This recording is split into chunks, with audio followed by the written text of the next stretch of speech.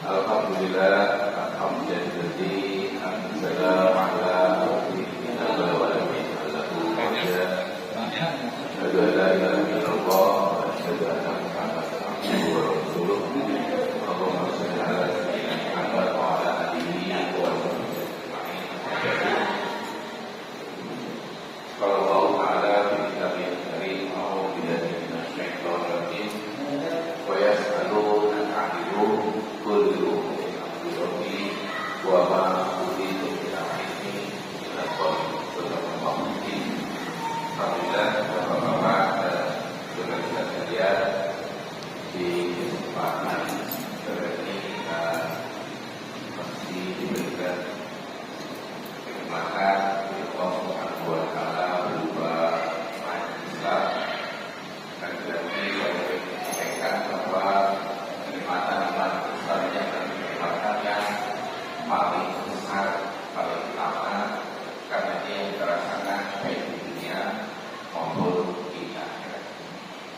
Salam semoga disimpahkan kepada Nabi Muhammad Sallallahu Alaihi Wasallam, kepada keluarganya, para sahabatnya, dan kemudian kepada segala yang senantiasa istiqomah melaksanakan perintah.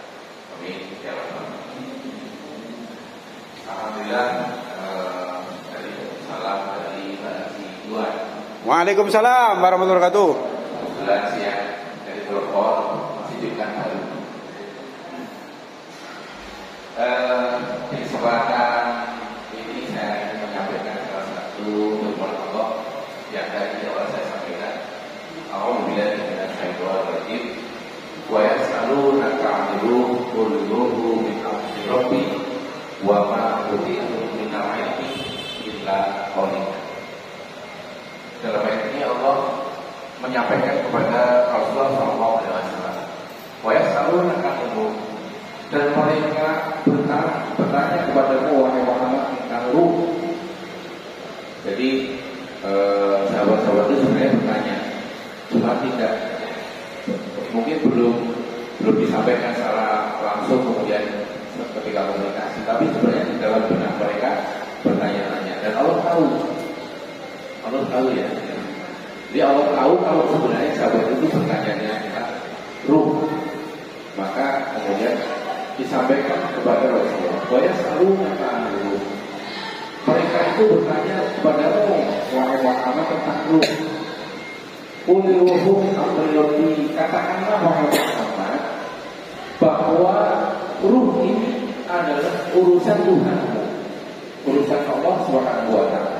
Wa ma utitu ilmi illa qalila, dan aku tidak diberikan ilmu tentang ruh ini kecuali hanya sedikit. Jadi Rasul saja, Rasul yang langsung diberikan oleh Allah wahyu, itu diberikan ilmu tentang ruh hanya sedikit. Sampai kita cuma sangat sedikit.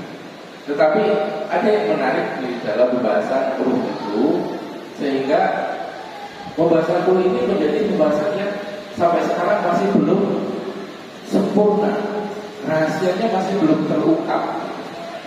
Karena pertama, ruh itu adalah kata mustarok, dalam bahasa Arab istilahnya kata mustarok, kata yang memiliki banyak makna.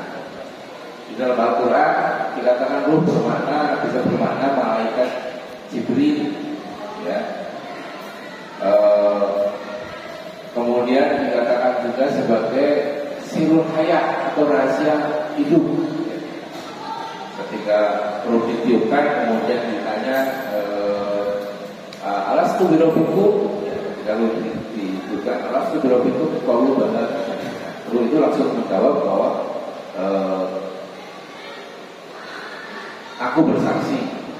Jadi menyatakan bahwa Tuhan Allah adalah Tuhannya.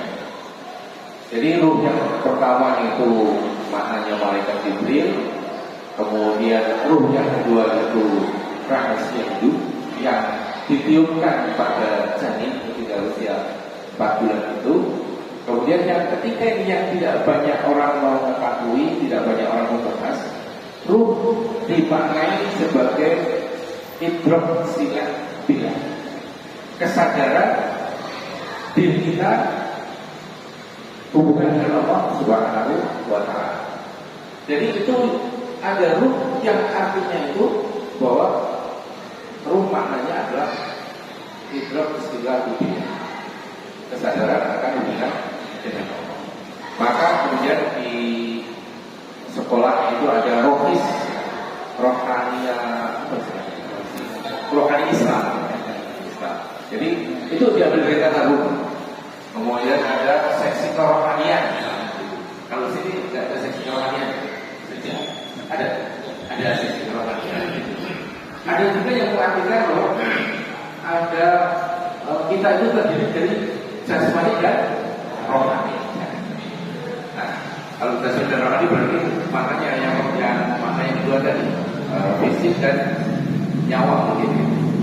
Nah, kalau dikaitkan dengan seksi kerohanian atau misalkan rohani Islam, itu sebenarnya dimaknai sebagai idrok sila bila, kesadaran akan hubungan dengan Allah. Jadi dalam diri kita ini sudah dilengkapi fisik berupa jasmani, kemudian ada akal dan juga ada hati yang kemudian dianggap sebagai diartikan sebagai dimaknai sebagai kolbu. Nah, di dalam kolbu itu ada yang namanya kesadaran hubungan dengan Allah Subhanahu wa Ta'ala. Maka kalau kita maknai seperti itu, setiap orang mukmin yang punya ruh itu dia memiliki kesadaran hubungan dengan Allah Subhanahu wa Ta'ala. Dan ketika dia melakukan kemaksiatan, ruhnya sebenarnya dia pergi. Jadi ruhnya hilang. Ruh yang bimana tadi ya, kesadaran hubungan dengan Allah itu hilang. Karena pada saat melakukan kemaksiatan itu dia tidak merasa bahwa diawasi oleh Allah, tidak merasa ingat kepada Allah. Yang ingat hanya kenikmatan dunia. Nah, bagaimana agar diri kita ini atau ruh yang ada di dalam diri kita ini senantiasa terikat kepada Allah, benar-benar makna ruh itu tidak pernah lepas dari pada diri kita. Maka Allah juga istilahnya itu, kalau saya katakan memberikan fasilitas yang baik. Itu ketika puasa bulan Ramadan itu Allah menghidupkan ruh di setiap orang yang beriman itu dengan sehidup-hidupnya. Maksudnya apa?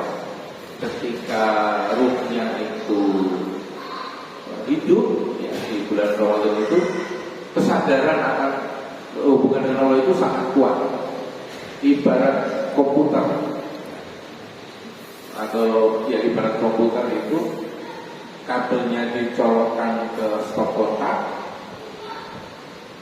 kemudian powernya dihidupkan. Nah, maka komputer itu bisa beroperasi. Ketika dipencet ini dia akan berjalan. Dipencet enter dia mengikuti sesuai perintah dari operatornya itu. Sama halnya dengan kita. Ketika bulan Ramadan itu kesadaran hubungan dengan Allah itu sangat kuat, maka kita merasakan pada setiap bulan Ramadan itu mudah untuk atau ringan untuk melaksanakan semua perintah Allah yang wajib, bahkan yang sunnah pun sangat mudah. Allah mencet enter, langsung jalan.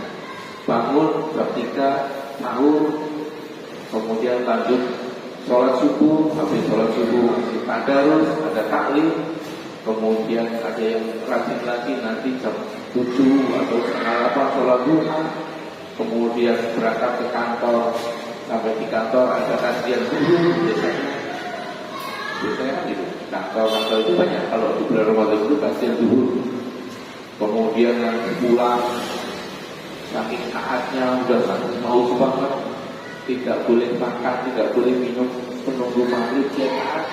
Itu karena apa? Karena ruh yang ada di dalam diri kita itu hidup, benar-benar hidup. Nah, sehingga ketika dikatakan oleh Allah dalam perintah puasa itu la'alakum tatakun itu agar ruh yang ada di dalam diri kita itu senantiasa hidup. Kunci yang kemarin saya sampaikan, minggu kemarin saya sampaikan itu harus senantiasa diingat, dan ini harus sering saya sampaikan juga biar menjadi pengingat kita, yaitu al-aslu bil amali taqayyudu bil hukmi syar'i. Hukum asal setiap perbuatan itu terikat dengan hukum syar'i. Apapun aktivitas kita itu pasti termasuk kategori ahkamul khamsah. Kalau bukan wajib, sunnah. Kalau bukan sunnah, ubah. Kalau bukan ubah, bisa makruh atau tidak pernah terlepas dari itu. Apapun aktivitas kita.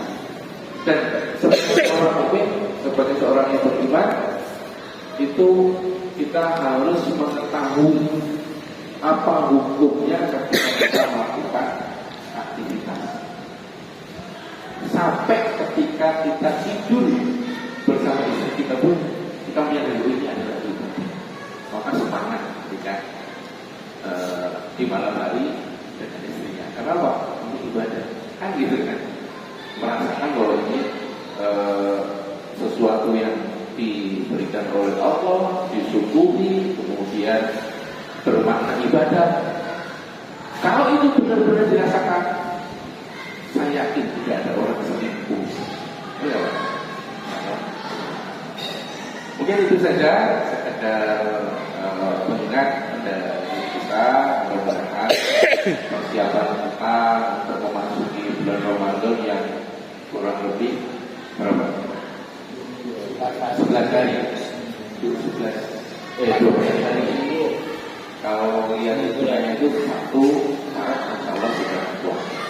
Mudah-mudahan kita bisa sampai pada bulan Ramadan. Amin. Kita melaksanakan ibadah dengan sebaik-baiknya. Target ta'ala kita takut benar-benar kita.